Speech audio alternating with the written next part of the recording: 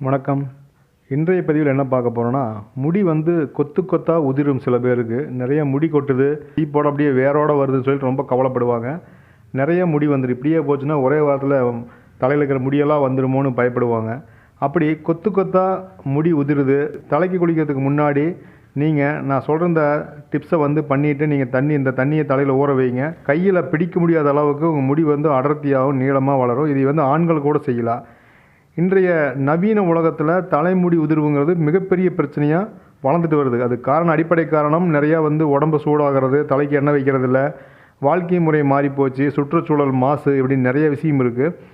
உணவு பழக்க முறை மட்டும் இல்லாமல் தலைமுடி உதிர்றதுக்கு நிறைய காரணங்கள் இருக்குது.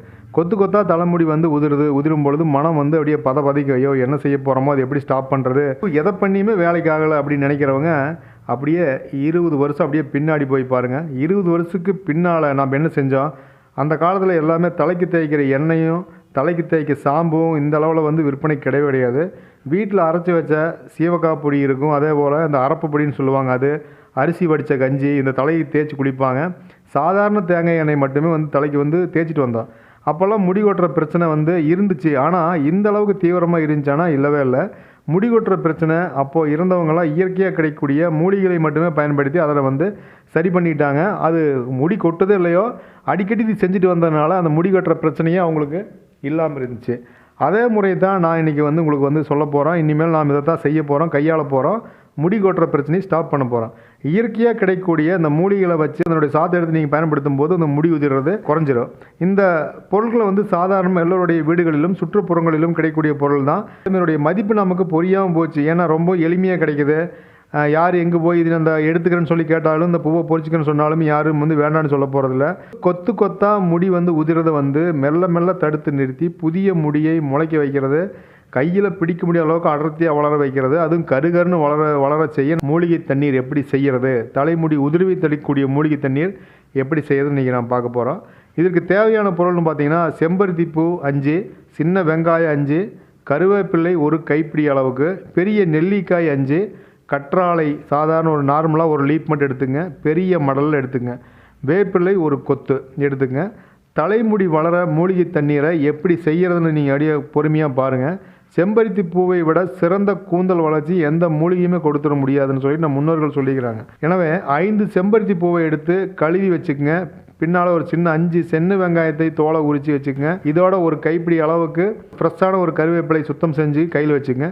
பெரிய நெல்லிக்காயில் தலைமுடியை வேர்லேருந்து வலுவாக்கூடிய சக்தி இருக்கிறனால 5 பெரிய நெல்லிக்காய் எடுத்து அந்த விதையெல்லாம் எடுத்துகிட்டு அந்த சசை பகுதியை மட்டும் துண்டு துண்டாக நறுக்கி வச்சுக்கோங்க. பொடுகு, பேன், புழுவெட்டு போன்ற பிரச்சனையிலிருந்து பாதுகாக்க 1 கொத்து வேப்பிள்ளையை உருவி சுத்தம் பண்ணி வச்சுங்க. இதெல்லாம் வந்து ஒவ்வொரு வேலை செய்யுது.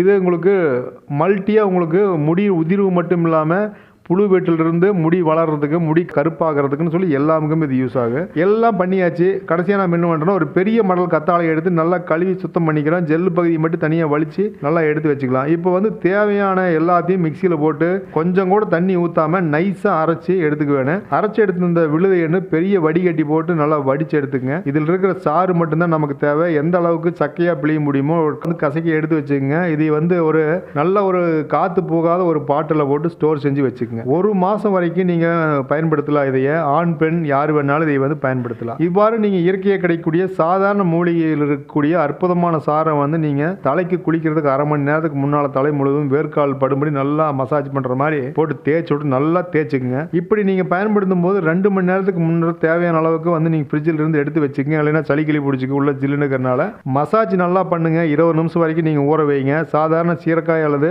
கெமிக்கல் இல்லாத ஷாம்பு போட்டு தலைக்கு குளிச்சுட்டு வாங்க. 1 மாதத்துலேயே பார்த்தீங்கன்னா நல்ல ரிசல்ட் நிச்சயம் கிடைக்கும். இவ்வாறு தயாரிக்கப்பட்ட அந்த தண்ணியை வந்து நீங்கள் வாரத்தில் 2 முறை நீங்கள் தலைக்கு தேய்ச்சி குளிச்சுட்டு வாங்க. பெரிய மாற்றம் கிடைக்கும். உங்களுக்கு வந்து எந்த சைடு எஃபெக்ட்டுங்கிறது கிடையாது. எல்லாமே இயற்கையாக நீங்களே செய்ய போகிறீங்க. யாரும் செஞ்சு தர போகிறதில்ல, கடையில் போய் வாங்க போகிறதில்ல. எல்லாமே உங்கள் கைப்பாடாக பண்ணுறீங்க. நல்லா பத்திரமா நல்லா தேய்ச்சி எடுத்து எல்லாம் அரைச்சி வச்சுக்கிறீங்க. தைரியமாக நீங்கள் தேய்ங்க. நம்பிக்கையோடு தேய்க்கும் போது பார்த்தீங்கன்னா நாளடைவில் வந்து அந்த முடி உதிர்றது, தலையில் இந்த புழுவெட்டு உருவாகிறது, முடியில் இந்த சின்னதாக அந்த இலைநரை வர்றது, இந்த மாதிரி முடி வளராமல் இருக்கிறது, முடி நீளமாக வேணும்னு நினைக்கிறது, அடர்த்தி இல்லாமல் இருக்கணும், எல்லாத்துக்கும் நல்ல விடை கிடைக்கும். இவ்வாறு தேய்ச்சிட்டு வரும்போது பார்த்தீங்கன்னா மெயினாக முடி உதிரிலிருந்து முடி சார்ந்த எல்லா தொந்தரவுகளும் உங்களுக்கு குறையும். நிச்சயம் இந்த பதிவு உங்களுக்கு பிடிச்சிருக்குன்னு நான் நம்புறேன். இது பிடிச்சிருந்துச்சுன்னா உங்கள் ஃப்ரெண்ட்ஸ் அண்ட் ரிலேஷனுக்கு நீங்கள் ஷேர் பண்ணுங்கள். நம்ம சேனலை சப்ஸ்கிரைப் செய்யாமல் பார்த்தீங்கன்னா அவசியம் சப்ஸ்கிரைப் பண்ணிக்கங்க. மறுபடியும் இதுபோல் ஒரு நல்ல பதிவில் நம்ம மறுபடியும் சந்திப்போம். நன்றி, வணக்கம்.